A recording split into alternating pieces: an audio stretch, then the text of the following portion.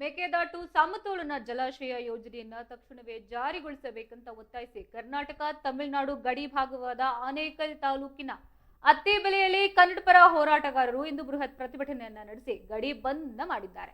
ಕನ್ನಡ ಚಳವಳಿ ವಾಟಾಳ್ ಪಕ್ಷದ ಅಧ್ಯಕ್ಷ ವಾಟಾಳ್ ನಾಗರಾಜ್ ಹಾಗೆ ಕನ್ನಡ ಜಾಗೃತಿ ವೇದಿಕೆಯ ರಾಜ್ಯಾಧ್ಯಕ್ಷ ಮಂಜುನಾಥ್ ದೇವ್ ಅವರ ಜಂಟಿ ನೇತೃತ್ವದಲ್ಲಿ ನಡೆದ ಈ ಗಡಿ ಬಂದ್ ಹೋರಾಟಕ್ಕೆ ವಿವಿಧ ಕನ್ನಡಪರ ಸಂಘಟನೆಗಳು ವ್ಯಾಪಕ ಬೆಂಬಲವನ್ನ ನೀಡಿದ್ದಾರೆ.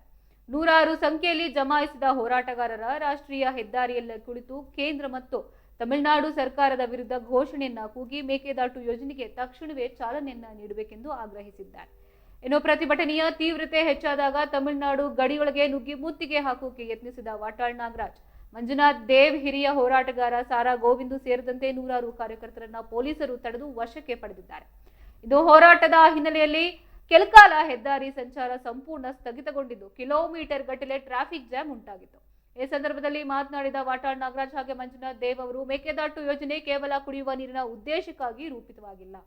ಆದ್ರೆ ತಮಿಳುನಾಡು ಸರ್ಕಾರ ರಾಜಕೀಯ ದುರುದ್ದೇಶದಿಂದ ಇದನ್ನ ಅನಗತ್ಯವಾಗಿ ವಿರೋಧಿಸ್ತಾ ಇದೆ. ತಮ್ಮ ಹಕ್ಕಿನ ನೀರಿಗಾಗಿ ಅಗತ್ಯ ಬಿದ್ದಿದ್ರೆ ಮುಂದಿನ ದಿನಗಳಲ್ಲಿ ತಮಿಳುನಾಡು ವಿಧಾನಸಭೆ ಮುಂಭಾಗದಲ್ಲೇ ಎಲ್ಲ ಕನ್ನಡ ಪರ ಹೋರಾಟಗಾರರೊಂದಿಗೆ ಒಟ್ಟಾಗಿ ಭೀಕರ ಸತ್ಯಾಗ್ರಹವನ್ನ ನಡೆಸಲಿದ್ದೇವೆ ಎಂದು ಎಚ್ಚರಿಕೆಯನ್ನು ನೀಡಿದ್ದಾರೆ.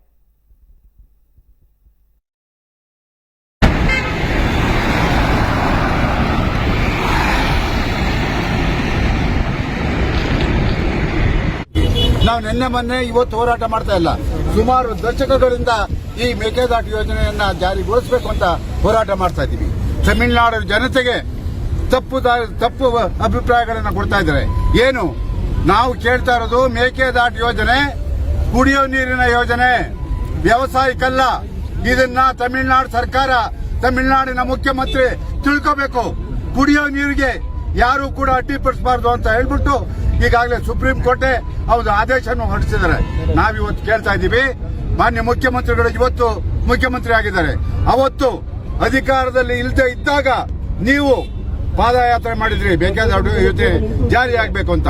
ಇವತ್ತು ನಿಮಗೆ ಅಧಿಕಾರ ಬಂದಿದೆ, ಅಧಿಕಾರವನ್ನ ಚಲಾಯಿಸಿ ಈ ಮೇಕೆದಾಟು ಯೋಜನೆಯನ್ನ ನೀವು ಕೈ ತಗೋಬೇಕು ಅಂತ ಮುಖ್ಯಮಂತ್ರಿಯವರಲ್ಲಿ ಒತ್ತಾಯ ಮಾಡ್ತಾ ಇದ್ದೀನಿ.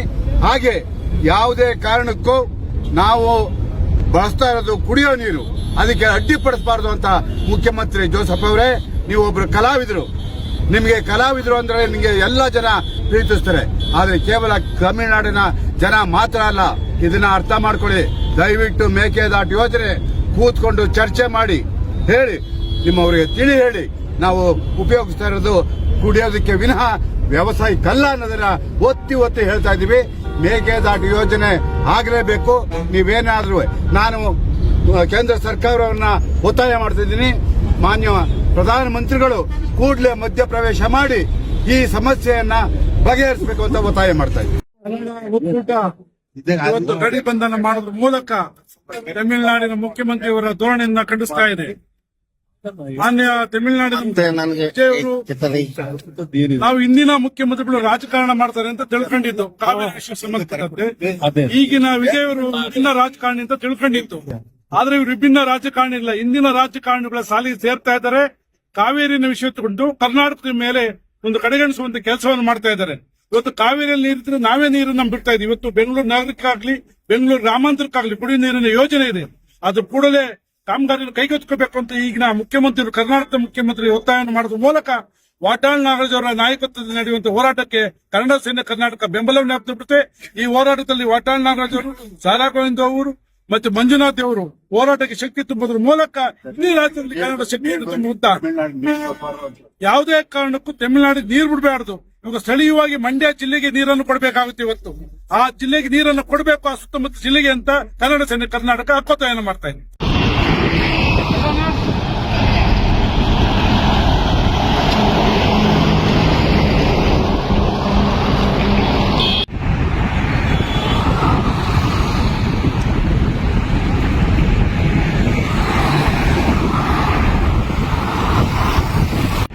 ನಾವು ಬಹಳ ಗಂಭೀರವಾದ ಪರಿಸ್ಥಿತಿಯಲ್ಲಿ ಇದ್ದೀವಿ.